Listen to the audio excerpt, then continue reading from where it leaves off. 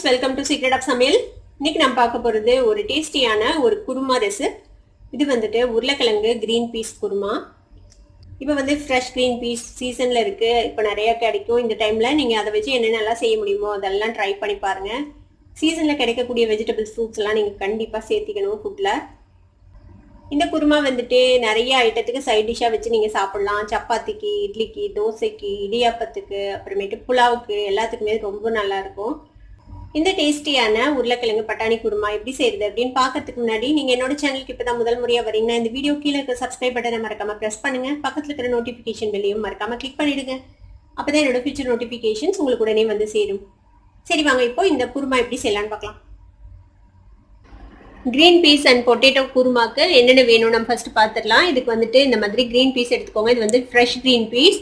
இப்போ சீசனில் இருக்குது, அதனால நம்ம ஃப்ரெஷ் பீஸ் போட்டுக்கலாம். ஒருவேளை உங்களுக்கு சீசனில் இல்லாத போது இந்த கிரேவி செய்யணும்னா நீங்கள் வந்துட்டு பச்சை பட்டாணி ஊற வச்சு ஓவர் நைட் ஊற வச்சு ப்ரெஷர் குக் பண்ணி நீங்கள் செய்யலாம்.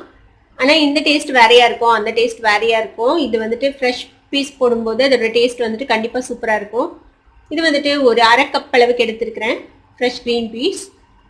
உருளைக்கிழங்கு வந்துட்டு ஒரு 3/4 பங்கு வேக வச்சு இந்த மாதிரி கியூப்ஸாக கட் பண்ணி வச்சுருக்கேன். இந்த மாதிரி கட் பண்ணி வச்சுக்கோங்க. உருளைக்கிழங்கு ஒரு பெரிய உருளைக்கிழங்கு நான் எடுத்து வேக வச்சு வச்சுருக்கேன்.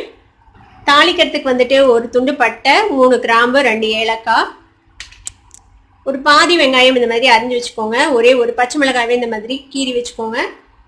அரைக்கிறதுக்கு வந்துட்டு தேங்காய் வந்துட்டு ஒரு 1/4 மூடி தேங்காய் இந்த மாதிரி துருவி வச்சுருக்கேன். கொஞ்சமாக முந்திரி பருப்பு, ஒரு 5-6 முந்திரி பருப்பு, சோம்பு ஒரு அரை டீஸ்பூன். மசாலாக்கள் என்னென்ன வேணும், இது வந்து இஞ்சி பூண்டு பேஸ்ட், இது வந்துட்டு ஒரு 1 டீஸ்பூன், மஞ்சள் பொடி ஒரு 1/4 டீஸ்பூன், மல்லித்தூள் 2 டீஸ்பூன், மிளகாத்தூள் வந்துட்டு உங்கள் காரத்துக்கு தகுந்த அளவுக்கு நான் வந்துட்டு ஒரு 3/4 டீஸ்பூன் எடுத்திருக்கேன். இப்போ நம்ம இதை வந்துட்டு அரைச்சி எடுத்துக்கலாம். இந்த முந்திரி, சோம்பு, தேங்காய், இது மூணையும், தேங்காய், சோம்பு, முந்திரியும் நான் அரைச்சி எடுத்தாச்சு. இந்த மாதிரி நைஸாக அரைச்சி எடுத்துக்கோங்க. ஒரு குக்கர் அடுப்பில் வச்சுருக்கேன். இதில் வந்துட்டு ஒரு அரை டேபிள் ஸ்பூன் அளவுக்கு எண்ணெய் விட்டுருக்கேன். எண்ணெய் காஞ்சிச்சு. இதில் வந்துட்டு நம்ம எடுத்து வச்சிருக்கிற இந்த பட்டை, கிராம்பு, ஏலக்காய் மூணையும் போட்டுடலாம். ஃப்ரை ஆயிடுச்சு. இப்போ இந்த வெங்காயம், பச்சை மிளகாய் ரெண்டையும் சேர்த்துடுங்க. இந்த குருமாவுக்கு நம்ம தக்காளி போட போகிறது இல்லை, தக்காளி இல்லாமல் தான் செய்ய போகிறோம். வெங்காயம் லேசாக வதங்கிடுச்சு. இப்போ நம்ம எடுத்து வச்சிருக்கிற இந்த பட்டாணி போட்டுடலாம். இந்த பட்டாணியை கொஞ்சம் நேரம் வதக்கிக்கோங்க இந்த எண்ணெயிலேயே, ஒரு 1 நிமிஷம். பட்டாணி ஒரு நிமிஷமாக வதங்கிருக்கு. இப்போ நம்ம என்ன செய்யலாம்னா இந்த மசாலாஸ் எல்லாம் சேர்த்திடலாம். இந்த இஞ்சி பூண்டு பேஸ்ட்டை ஃபஸ்ட்டு சேர்த்திடுங்க. இதை லேசாக வதக்கிட்டு அப்புறம் இந்த மசாலா பொடியெல்லாம் சேர்த்திக்கலாம். இஞ்சி பூண்டு பேஸ்ட்டை இதோட வதக்கி விட்டுருங்க. இப்போ இது கூடவே நம்ம எடுத்து வச்சுருக்க இந்த மஞ்சள் பொடி, மல்லிப்பொடி, மிளகாய் தூள் மூணையும் சேர்த்திடலாம். இதையும் வதக்கி விட்டுருங்க. இது கூடவே நம்ம அரைச்சி வச்சிருக்கிற இந்த தேங்காய் விழுது சேர்த்திடலாம்.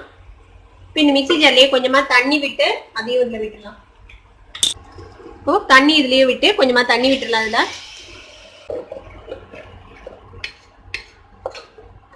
நான் இன்னைக்கு குருமா கொஞ்சம் தண்ணியை தான் வைக்க போகிறேன், ரொம்ப கெட்டியாக வைக்க போகிறதில்ல. உங்களுக்கு எப்படி கன்சிஸ்டன்சி வேணுமோ அந்த மாதிரி நீங்கள் வச்சுக்கலாம் குருமா. இன்னும் கொஞ்சம் தண்ணி ஆட் பண்ணிக்கலாம். இப்போ இந்த ஸ்டேஜில் நம்ம வேக வச்சிருக்கிற இது வந்து 3/4 பங்கு தான் வேக வச்சிருக்கேன். ரொம்ப சாஃப்டாக வேகலை உருளைக்கிழங்கு. வேக வச்சிருக்கிற இந்த உருளைக்கிழங்கு சேர்த்திடலாம். அதில்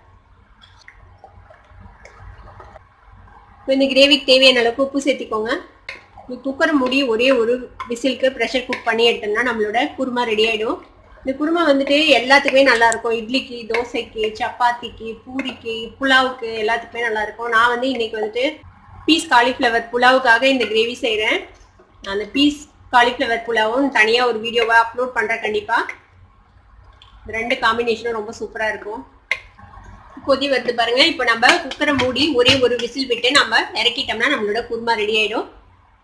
ஒரு விசில் வர வரைக்கும் நம்ம வெயிட் பண்ணோம். இப்போ நம்மளோட கிரேவி வந்துட்டு ஒரு விசில் விட்டு ஆஃப் பண்ணிட்டேன் நான் குக்கரை. இப்போ நல்லா ப்ரெஷர் அடங்கிடுச்சு. இப்போ ஓப்பன் பண்ணி பார்ப்போம். பாருங்க, எண்ணெய் தெளிஞ்சு நல்லா நம்மளோட குருமா சூப்பராக ரெடி ஆயிடுச்சு. நம்ம முந்திரி பருப்பு போட்டதுனால நம்ம போடும்போது எவ்வளோ லிக்விடாக இருந்தது, இப்போ பாருங்க கெட்டி ஆயிடுச்சு நல்லா. இப்போ இதில் நம்ம கொத்தமல்லி தழை போட்டுக்கலாம். அவ்வளோதான், நம்மளோட சிம்பிளான உருளைக்கிழங்கு கிரீன் பீஸ் குருமா ரெடி ஆயிடுச்சு. இந்த டேஸ்டியான குருமாவை நீங்களும் ட்ரை பண்ணி பார்த்துட்டு எப்படி இருந்தது அப்படின்னு எனக்கு கமெண்ட்ஸ்ல ஃபீட்பேக் கொடுங்க. இந்த வீடியோ உங்களுக்கு பிடிச்சிருந்ததுன்னா சப்ஸ்கிரைப் பண்ணுங்க, பக்கத்துல இருக்கிற பெல் ஐக்கானை கிளிக் பண்ணுங்க. அப்பதான் என்னோட நோட்டிபிகேஷன்ஸ் உடனே உங்களுக்கு வந்து சேரும். லைக் பண்ணுங்க, ஷேர் பண்ணுங்க. தேங்க்யூ ஃபார் வாட்சிங் this video viewers. Bye bye.